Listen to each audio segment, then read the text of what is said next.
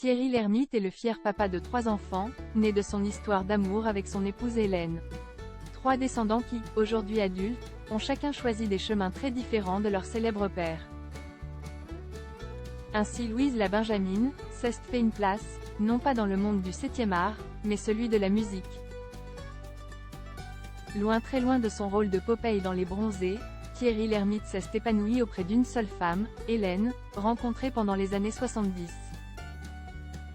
Ensemble, le couple a accueilli 3 enfants, Astrée 47 ans, Victor, 43 ans et Louise, qui n'a pas encore 30 ans. Et le comédien n'est pas le seul talent de sa famille.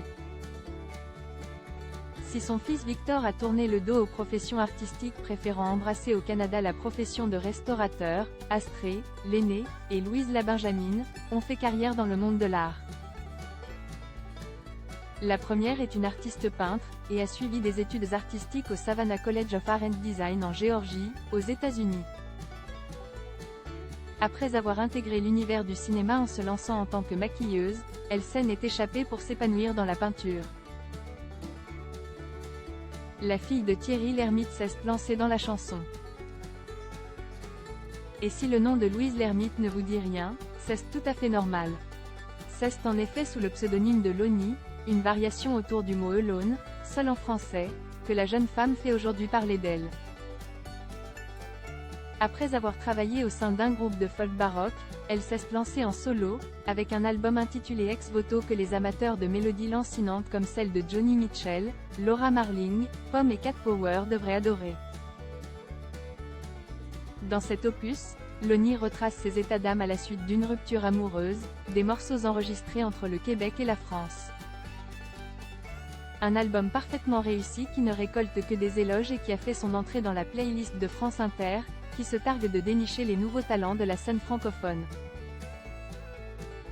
Contrairement à ses précédentes créations, Ex Voto est écrit en français. Le déclic s'est étrangement fait au Québec. Les gens me parlaient des paroles de mes chansons en anglais à la fin des concerts, alors que cela n'arrivait jamais en France. J'ai compris à quel point la dimension du texte comptait et j'ai voulu me mettre à l'écriture en français, avait expliqué la chanteuse à presse.ca. Un album dont son père est, à n'en pas douter, très fier, lui qui évoquait en 2014 dans les colonnes de Femmes Actuelles, sa relation particulière avec sa petite dernière.